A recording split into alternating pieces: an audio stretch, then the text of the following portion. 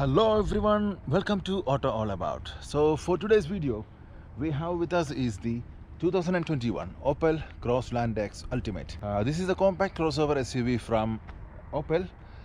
In today's video we will have a full in-depth review of the Crossland X with a test drive. So let's have a look at the exterior first. So starting with the front end, the main speciality of this Crossland X Ultimate trim level is this signature DRLs incorporating the indicator lamps. That looks really nice and gives the car a really luxurious and beautiful look.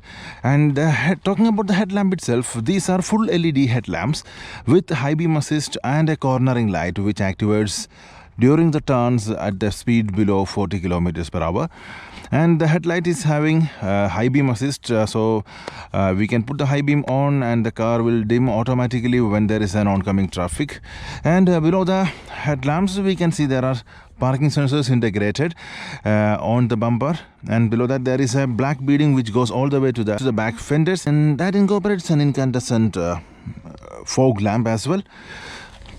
In the center we have the Opel logo along with black and chromium grills. Overall front end look is really nice.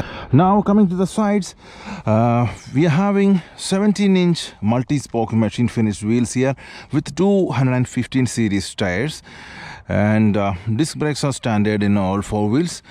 There is an indicator lamp given on the sides, and the mirror is finished in black color which is having an auto fold function, and you can see there is a chromium element running all the way from the front to the rear windows. And on top we have an aluminum roof rail as well. There is a panoramic sunroof available in this model which is not openable. It's a fixed glass. So now coming towards the rear side, in total Opel has done a good job in making this car feels and looks like an SUV. So the same thing continues in the rear as well. On top we will have a piano black finished spoiler which integrates the high mounted stop lamp, and there is a rear wiper. Tail lights are a combination kind of LED and incandescent. As you can see, the indicator and the reverse lights are incandescent, and the remaining lights are LED. In the center we have an Opel logo. Below that we have a rear view camera and a trunk opening button. At the bottom we have again the black theme continues with some parking sensors. There are no visible exhaust tips in this model. It's hidden beneath the bumper. So taking a look at the trunk space, what we are looking at is 410 liters of capacity, and it goes all the way to 1255 liters once the rear seats are folded. We have a small partition compartment below the top level, and below that we have the spare wheel located. On the sides there are compartments incorporating the tools and some electronic elements on the other side with some illumination. There is no electronic assistance for the opening or closing of the trunk. It's been done manually. And this is the camera which we're talking about. It is actually a 180-degree wide-angle camera which works in a manner to simulate the 360-degree camera view, which we'll have a look in detail once we go to the interior. On the left side we have the fuel filler cap, which is a push to open kind of. So you can see the dual tone finish is one of the major specialty of this model. Matching with the exterior color, Opel has given different kind of finishes to the roof of the car. There is a camera given in the windshield for the signboard's recognition function. So now we'll have a detailed look at the interior of the car. Before that, here is the key fob of the car. It's a standard Opel key fob with a lock, unlock and the trunk opening button. So the car comes with keyless entry. With the key fob in the pocket, press the door handle once to lock the car, and there is a sensor behind the door handle. Simply grab the door handle to unlock the doors. So when we open the door panel is completely finished in black and mostly hard plastic. We have some soft plastic area near to the handrest, and there we have the window controls which are all fully automatic up and down kind of windows. There are mirror controls and mirror fold controls above that, and we have a speaker and some nice storage space. On the door sills we can see the Opel badging given on an aluminum insert. And now coming towards the interior, the major attraction of the Crossland X Ultimate is these front seats. These are AGR certified. AGR is a certification for the most ergonomically designed seats. So these seats, which can be adjusted in 16 ways, which is a combination of electrical and manual adjustments. For example, we have a thigh support which can be adjusted manually, and there is the seat forward or backward adjustments through a lever as well, and this portion controls the front portion of the seat. And here we have the height adjustment lever for the whole seat, and inside that we can see the power lumbar controls. And behind that we have another knob for the inclining and reclining functions, and on top, on the headrest, we have the control for the height adjustments. So like that, these are 16-way power adjustable seats which are finished in black leather with some perforations and some white contrast stitching. It's a really comfortable seats. So we'll move inside and see the rest of the interior.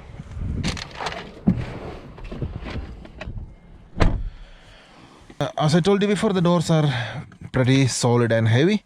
So the car does comes with a push button start.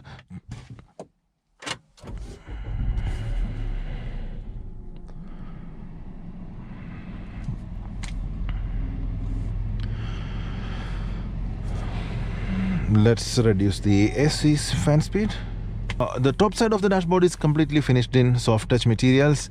We have an available head-up display here, which displays the basic information such as the speed, the cruise control settings, and the navigation information. Our tester here is finished completely in black leather and black finishes everywhere, and the roof lining comes in white cloth. Over to the left side of the steering wheel, we can see the automatic lighting controls with the front and rear fog lamp controls in the center, and near to that we have another scroll wheel for the instrument panel lighting, and next to that one is the controls for the head-up display. The brightness controls and the level adjustments can be done by pressing it up and down here. And now coming to the steering wheel itself, it's a nice leather wrapped steering wheel which is heated as well. The heated steering wheel control is given in the center on the left portion, and the remaining of this area is for the speed limiter and cruise controls. And on the right side we have the media controls. We have the volume up and down here, along with the next and previous tracks, and the mute button and a source selection, and a confirmation or OK button in the center. There is a voice recognition system and a Bluetooth hand-free phone answering button also. We can see there is a nice metal insert in the bottom part, and a horn is given in the center. Now on the left side of the steering column we have the control for the indicator lamp. Also the automatic high beam adjustment control can be toggled from here. So once we press once the headlights are in auto mode, and once we push this button, the car will turn on and off the high beams whenever it is necessary. Now over to the right side we have the automatic wiper controls. Now coming to the instrument panel, we have a combination of analog and digital instrument panel here. On the top we have the fuel and engine temperature gauges. On the left side we have the RPM and the speedometer on the right side. In the center we have a small 3.5-inch digital display which can be controlled through this stack here. We will push it up and down to go through different trip meters or the other engine data. So it is basically showing the range and the current fuel economy with 2 trip meters. This is trip number 1 and trip number 2. Let's say these can be reset by the press of this button here. So right now it is getting a reset.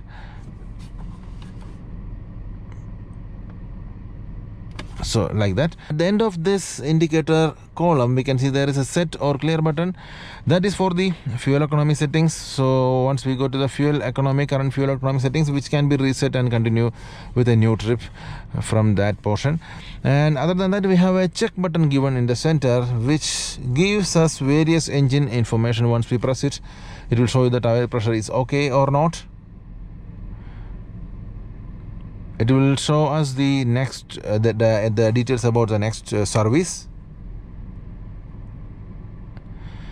and also it will show us any warnings if something exists. Other than that, we have the odometer display at the bottom and the gear display on the top. That's it. Fairly decent Opel kind of instrument panel here. Now talking about the rest, we have dual front and side curtain airbags come standard in this particular model. And coming to the center control stack, we have this Navi 5 interlink infotainment system from Opel. It's an 8-inch display and it has got some physical controls at the bottom. So for example, over to the left we have the audio controls. Currently we are in the radio mode. So the different sources can be selected from this button here. There are USB and Bluetooth options available.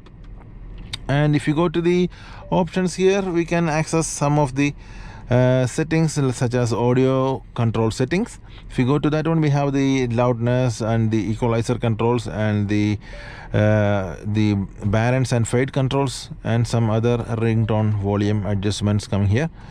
So next to that one is the navigation button. We have a TomTom based 3D navigation available as standard in this Ultimate model. So I'm not going to the details of this navigation. The next one is Bluetooth hands-free, and the other one we have a knob, a volume control knob in the center, along with a power button given in the center. In fact, the power button acts as a mute button here, so press it to mute the audio. The next one is a settings tab. If you go to that one, we can see there are multiple profiles like profile 1, 2 and 3, and these profiles basically controls the audio controls of the system. So if you want to change or modify any profiles, go to the audio settings and make your necessary adjustments and save that one so that it will be saved to the profile. And even so as per the drivers, we can select different profiles here. So if for further settings, you can go to the options tab and you have the system settings, which basically controls the units of speed and fuel economy and temperature, etc. And then we have the languages tab to select different languages for the operating system. And then we have the date and time settings here. And then we have a screen configuration button, which is enabling the brightness and automatic scrolling functions. The next one is settings for the profile. Here we can rename the profile or reset the profiles here. Next to that, we have a applications tab, which basically brings the Android Auto and Apple CarPlay. The cars come standard with both of them, but both are wired. Here is a USB to connect to activate the Android Auto or Apple CarPlay.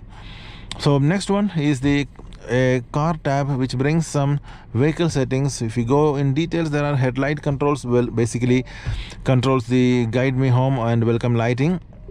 Then we have is the comfort setting, which turns on and off the mode lighting. We have a nice mode lighting, white color one given in this area below the speakers and in the center console. Also the rear wiper in reverse. So if you turn this on, whenever we put the reverse gear, the rear wiper turns on. And then we have the vehicle access control. So that is basically controlling if you turn the door unlock, driver only. If you turn it on, once you unlock the driver side door, only driver side door unlocks and all the other doors remains closed. If you turn it off, we can unlock all 4 doors at one time. Same thing applicable for the boot as well. And then is the safety tab. Here we have the driver's attention warning can be turned on and off. It is basically alerts the driver to take rest if, by calculating the length of the journey. So that's it about the infotainment system. Now next to these physical buttons, we have the door unlock and lock buttons and the hazard button. Looking at the remaining parts of the dashboard, here we have a nice chromium insert given on both driver and passenger side air vents, a nice touch. And in the center we have a kind of a plastic finish, and below that mostly we have hard touch plastic here. Next to that is the controls for the dual zone automatic air conditioning system, and also the heated driver and passenger seat controls. So there are 3 levels of heating available here, and there are 2 knobs for adjusting the temperature for both sides. And in the center of the driver side knob, we have a menu tab, which brings the air conditioning menu in details in the infotainment system. Here we can sync the temperature by putting it into mono. By putting it into mono, it brings the temperature of driver and passenger in a synchronized manner. If you can turn it off, you can adjust the driver and passenger temperature separately. So that's it about the air conditioning tab. Below that we have a deep storage here, which incorporates the wireless phone charger. The only problem I found with this wireless charger is that it is pretty deep, that it will be difficult to get the phone out from that storage space. And next to that there is a 12-volt power outlet and a wireless charging indicator, and there are two USBs. One of them controls the Apple CarPlay and Android Auto. Now coming to the center control area, we have the control for the 6-speed automatic gearbox, which has a manual option as well. If you put it into reverse, that brings the rear view camera. This is a 180-degree camera system similar to the one we find in Peugeots. So basically we have a upside down view here, which currently has only the rear side visible. So if you take the car into reverse, the remaining areas will be stitched by the car, will be processed and stitched by the car. That basically imitates a 360-degree camera system with one single wide angle camera. There are few view modes can be selected, like auto mode. If you select the zoom in view, it will give you a view from the top of the car, or else we can go for 180 view, which displays a kind of a full wide angle view from behind, or else we have a standard view with a basic rear view camera with guidelines. Next to the gear lever, we have the control for the manual parking brake and two medium-sized cup holders. There is a handrest available for the driver, which is reclinable, and below that we have a small storage space which can be covered as well. And above here is the control for the shade of the sunroof. The sunroof doesn't have any tilt or opening function. We have only available is a slide function, and the sun visors comes with illuminated vanity mirrors, and there are displays for the seat belt warnings for all 5 passengers, and there are some lighting controls available here. We have comparatively a larger glove box available, which incorporates the option to turn on and off the passenger airbag. And the strange thing I noticed is there is one AC vent in the center, which can be controlled through this knob here. So that's it about the front side. Let's take a look at the rear space now.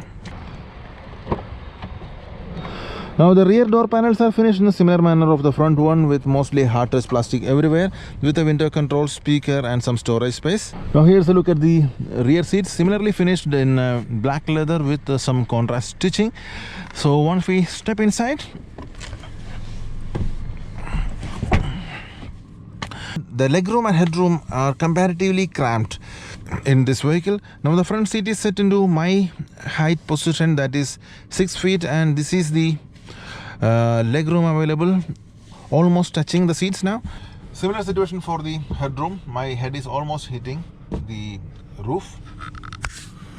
Now talking about the rest, we have some storage pockets available behind the seats, and in the center there is no handrest or cup holders. Instead we can pull this center seat, that will give you an access to the trunk basically, and the headrest can be adjusted. There are illumination available for the rear passengers. In the center we have a small 12-volt power outlet. That's it, pretty basic things behind here. The panoramic sunroof is a nice option to have in this kind of a vehicle. So the vehicle basically suits for a family like 2 adults and 2 children. And another strange thing here is the placement of the seat belt for the person in the center. Opel didn't find any other place other than the roof to hang on the seat belts here. So let's have a look at the engine bay.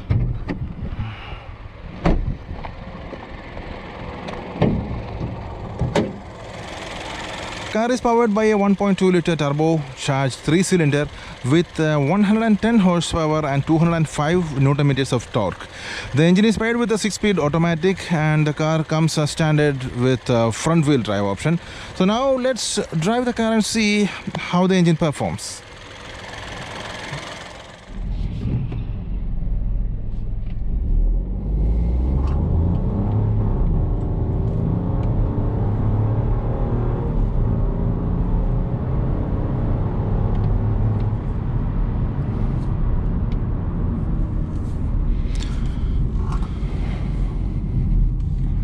So now driving the Crossland X Ultimate. The first things to mention about this car is the seats.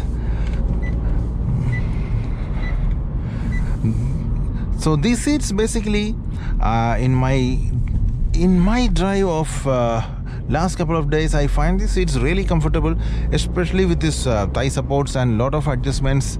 Opel has done a very good way in designing a perfectly comfortable seats.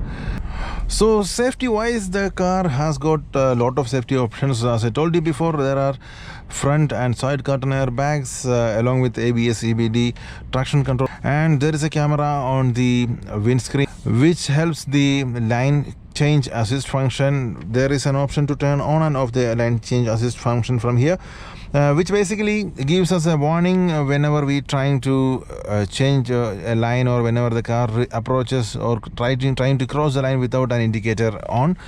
That is a nice function to have. And the overall design of the infotainment system and the reachability of the controls, we can say it is pretty normal, but Opel has done in their own way.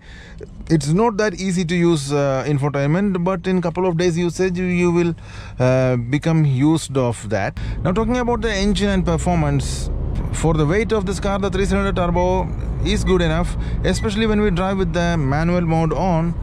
I really enjoyed it. That there is very little turbo lag which can be felt in the initial gears. Fuel efficiency has to be mentioned. Opel's mentioned fuel efficiency is somewhere around 16 kilometers per liter. In my drive, I felt something close to that. So the car is pretty fuel economic, and this head-up display, even though it is a basic one, it helps us concentrate on the road more with the basic details provided directly in front of you. Now coming to the audio system, it's a decent one, even though it doesn't have any fancy functions like a 3D surround or a subwoofer.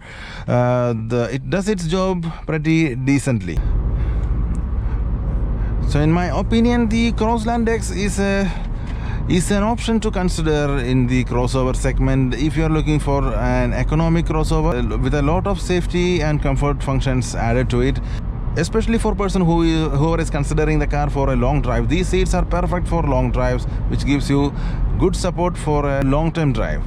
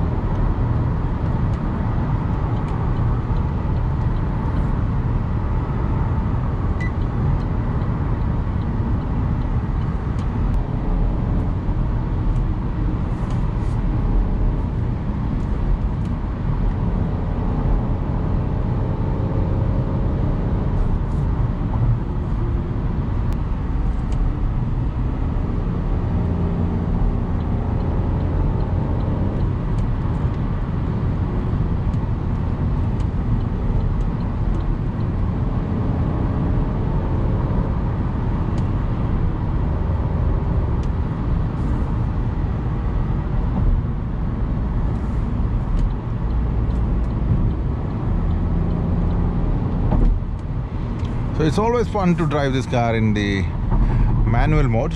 I always love to overtake with a downshift. So that's it about the Crossland X. Hope you guys enjoyed the video. If you like the video, please like, share and subscribe to the channel. We'll be back with a new video soon. Till then, take care, drive safe, and goodbye.